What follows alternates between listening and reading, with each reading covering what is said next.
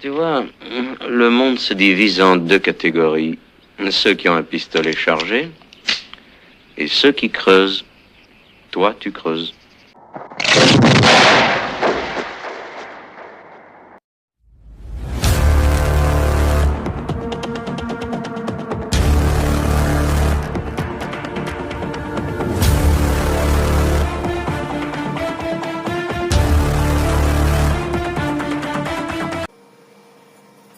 Salut les amis et bienvenue sur iNote Ciné pour l'épisode 4 de Alien Earth. Alors je reviens sur cet épisode car j'ai préféré cet épisode-là, en tout cas à l'épisode 2 et à l'épisode 3. Cet épisode 4 était un peu mieux réalisé, notamment grâce à... c'est toujours scénarisé par Noah Hawley, à qui on doit Fargo et Légion, hein, mais lui il avait très bien réalisé l'épisode 1. Alors je dis pas l'épisode 1, le 2, le 3 et celui-ci le 4 sont toujours très bien réalisés. La réal, j'ai rien à dire. La photo, très belle, visuellement c'est beau quoi. La photo, même la musique pendant l'épisode, pas à la fin de l'épisode, mais j'en reviendrai plus tard. Mais pendant les épisodes, les musiques qu'on entend sont pas mal. Mais ensuite, après, bon, j'ai préféré cet épisode 4 qui je place au même niveau que le premier, on va dire. C'est-à-dire que le premier, j'avais déjà, bon, j'ai moyennement aimé, mais le premier c'est moyen, mais le 4 bon, est au même niveau, mais voire peut-être même un peu au-dessus, allez, au même niveau.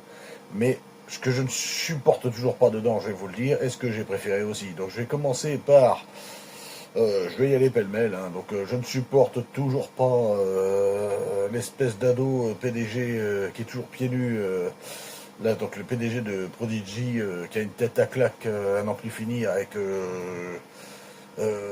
je pense que c'est fait exprès pour la série, parce que c'est pas possible d'être une tête à claque comme ça. Bon, en tout cas, s'ils ont voulu nous le faire détester, c'est réussi, il est vraiment une tête à claque, je peux plus le voir.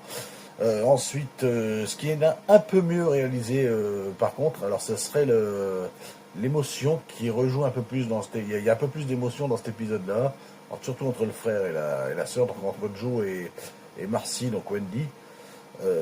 L'émotion qui est un peu plus ressentie, on le voit un peu mieux, parce que au début il n'y avait pas trop de charisme, pas trop d'émotion, je trouve, quand ils se sont retrouvés, sauf que là c'est un peu mieux joué, on va dire un tout petit peu mieux, attention.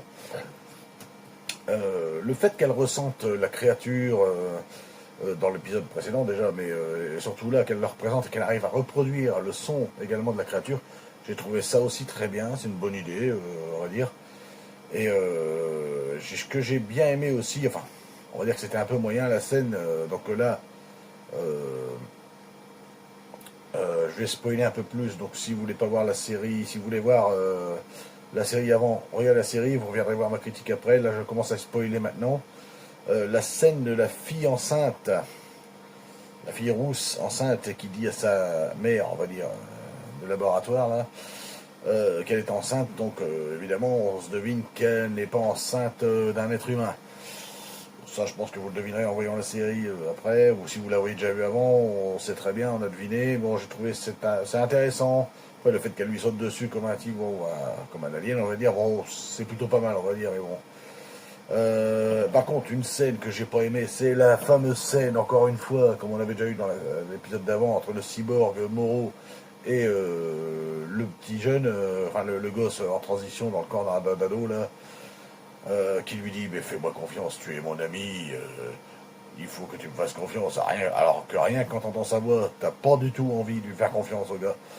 Mais bon, c'est comme ça. Et d'ailleurs, ce qui est prévisible, et ça je m'en doutais, ce qui était prévisible, c'est que s'il veut pas faire ce qu'il dit, il va s'en prendre à quelque chose, ou enfin, il va le forcer. Évidemment, qu'est-ce qui arrive un peu plus tard, 10 minutes après, il prend la mère, pour le coup la vraie mère biologique de cet ado, la fin de cet enfant, en otage. Voilà, tu parles d'un ami. Mais enfin, c'était prévisible, ça se voyait à 2 km. Rien que de l'entendre parler, t'as pas envie de lui faire confiance. Ensuite, bon, le frère qui va retrouver sa sœur, comme je vous ai dit, qui veut la protéger, qui reste là, ça c'est toujours bien aimé, parce qu'il s'est fait sauver également par le PDG, Joe, vu qu'il était blessé dans l'épisode d'avant. Donc il y avait les poumons arrachés, il refait les poumons et tout ça. Et du coup, il veut rester auprès de sa sœur. C'est pour ça que l'émotion est un peu plus palpable, elle est beaucoup mieux dans cet épisode-là.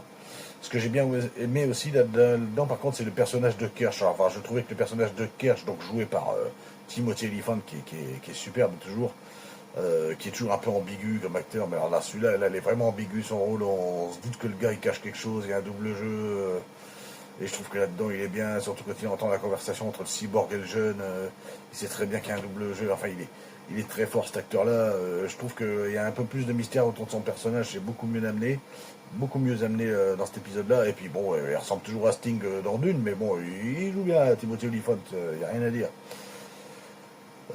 Ensuite, qu'est-ce que je pourrais dire qui ne va pas? Bon, c'est un peu mieux réalisé, ça je l'ai déjà dit. Et puis, bon, non, enfin, alors en fait, là, oui, la scène la plus drôle, enfin, je vais revenir sur les défauts. Le plus gros défaut du film étant que ça se passe sur Terre, évidemment, ça je l'avais dit dans les premiers épisodes.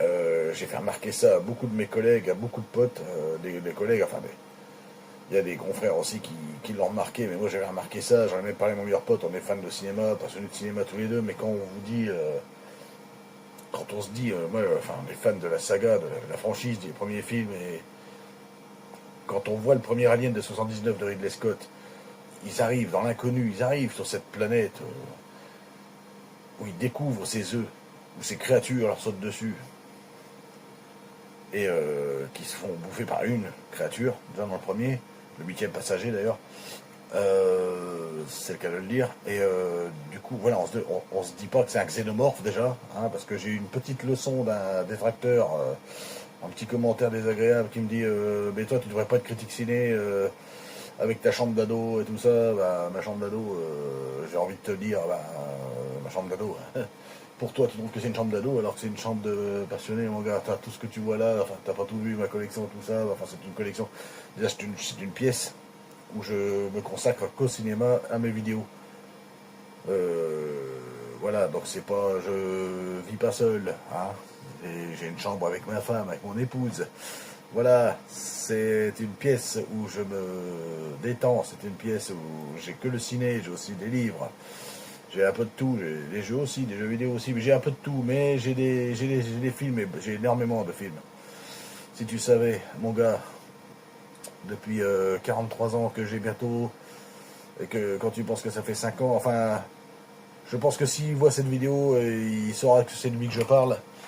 Hein, le xénomorphe, alors que dans le premier film on sait pas du tout que ça s'appelle un xénomorphe, parce que je sais pas, si on se retrouve dans un vaisseau et qu'on tombe sur une créature, on va dire ah, c'est un xénomorphe, il va nous attaquer. Non, non, je pense pas, non. Enfin bon, bref, c'est lui qui voit ça, on verra.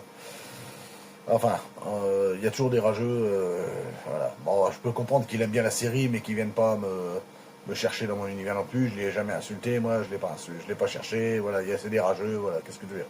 Il n'a pas supporté l'avis que j'ai donné de la série, ben bon, libre à lui.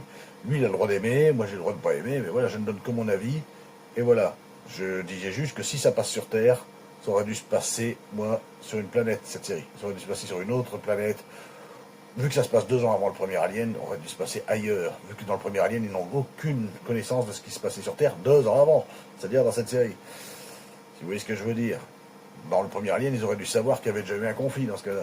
Donc pourquoi le mettre sur Terre 2 ans avant? Même si, on va dire, ils n'étaient pas au courant, parce qu'ils étaient déjà partis dans le vaisseau, mais ils l'auraient su à la radio, ils l'auraient forcément su qu'il y avait eu quelque chose. Donc, non. Pour moi, c'est pas plausible, et d'ailleurs, je n'ai pas été le seul à le dire, en tout cas, j'ai dit ça à plusieurs de mes collègues, et ils m'ont dit, ben oui, c'est vrai, t'as raison, c'est complètement con. Voilà, je ne suis pas le seul à le penser. Au-delà de ça, il y a des bonnes scènes, c'est très bien réalisé, c'est très bien photographié, c'est très bien shooté, je ne dis pas. Il y a quelques scènes qui sont un peu grand guignolesques, mais sinon c'est quand même bien foutu visuellement. Ce que je veux dire, c'est que voilà, ça aurait pas dû se passer sur Terre, c'est tout ce que je veux dire. Moi, ça suit pas avec la timeline du premier Alien, c'est tout ce que je veux dire. Mais alors, pas du tout. À la rigueur, ça aurait été un Alien 5 de Neil Blomkamp, comme c'était prévu avec Sigourney Weaver, ça aurait pu se passer sur Terre, ça aurait été très bien, mais pas là. Là, je suis pas d'accord. Et alors, le must, du coup, alors ça c'est un défaut, mais alors le must que j'ai retrouvé dans cet épisode, alors là vous allez rire, parce que là c'est plutôt drôle, c'est la scène avec, donc après le chat Terminator qu'on a eu dans l'épisode 2 ou 3, ben là on a le droit au mouton Terminator cette fois. Et oui, toujours avec la même créature à tentacules qui rentre dans l'œil. Le mouton tombe mort, la tentacule rentre, le mouton se relève avec l'œil bionique et la tentacule. Le mouton revit, et c'est un mouton Terminator quoi, hein. Voilà, un peu comme le cyborg, justement, Moreau, qui a ses mains qui se transforment en poignard, on dirait du métal liquide du T-1000, encore encore un petit clin d'œil à Terminator, alors qu'on n'est pas du tout dans Terminator, mais c'est pas grave, c'est des petits clins d'œil, mais bon, à un moment donné, ça commence à gonfler.